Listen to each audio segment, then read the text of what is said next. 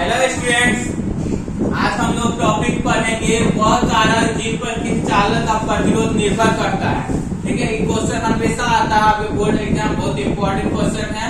और दूसरा आपका टॉपिक है प्रतिरोधकता। ठीक है, ये दोनों टॉपिक हम लोग डिस्कस करेंगे। तो सबसे पहले वह कारक जिन पर किसी चालक का प्रतिरोध निर्भर करता है। तो पिछले क्लास में हमने प्रतिरोध के बारे में पढ़ा था कि प्रतिरोध जो होता है आवेश को रोकने का काम, आवेश के रास्ते में रुकावट बनने का काम कौन करता है? प्रतिरोध करता है। और प्रतिरोध का एसआई मात्रा क्या होता है? ओम होता है, हम बताए थे। और सूत्र बताए थे, प्रतिरोध का सूत्र क्या होता है? V/I होता है, इक्वल टू V/I।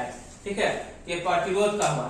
तो आप देखिए प्रतिरोध किस पे निर्भर कर रहा है। ठीक है, तो सबसे पहले है चालक की लंबाई के समानुपाती होता है। चालक की लंबाई से क्या मतलब हुआ? चालक जो विद्युत धारा उत्पन्न करता है, इससे करंट का उत्पादन होता है। जैसे कोई एक तार ले लिए, लंबा सा तार ले लेंगे, तो उसमें अगर तार की लंबाई जितना ज्यादा बड़ा होगा उतना ज्यादा उसमें प्रतिरोध उत्पन्न होगा। तो चालक की लंबाई के समानुपाती होता है। मतलब समानुपाती मतलब अगर लंबाई अगर लंबाई बढ़ेगा तो प्रतिरोध भी बढ़ेगा, अगर लंबाई घटेगा तो प्रतिरोध भी घटेगा।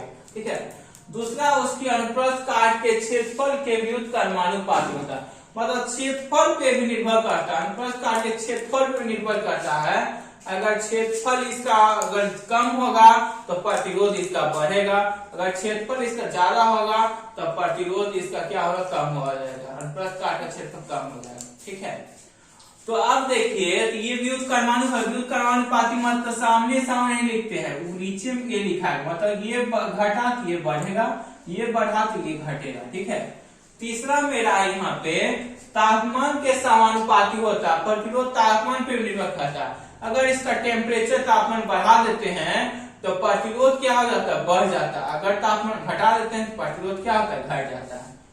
चौथा है उसकी पदार्थ की प्रकृति पे भी निर्भर करता है। हमारे चारों ओर बहुत सारे पदार्थ पाए जाते हैं, हर एक का प्रतिरोध अलग अलग होता है, तो पदार्थ पे भी निर्भर करता है उसका प्रतिरोध। ठीक है, तो ये आपको क्वेश्चन था वह कारक जिन पर किसी चालक का प्रतिरोध निर्भर करता है। 4 पॉइंट आप लिखिएगा एग्जाम में।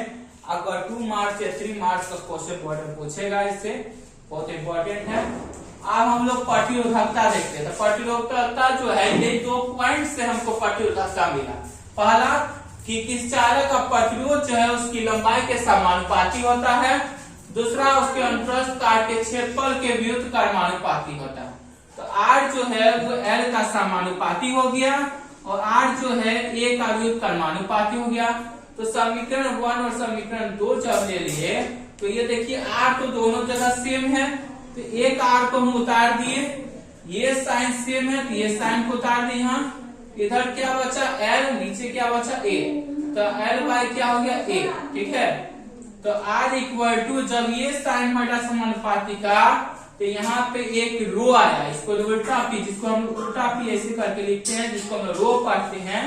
R equal to row L/A जो प्रतिरोधकता का ये क्या सूत्र हो गया।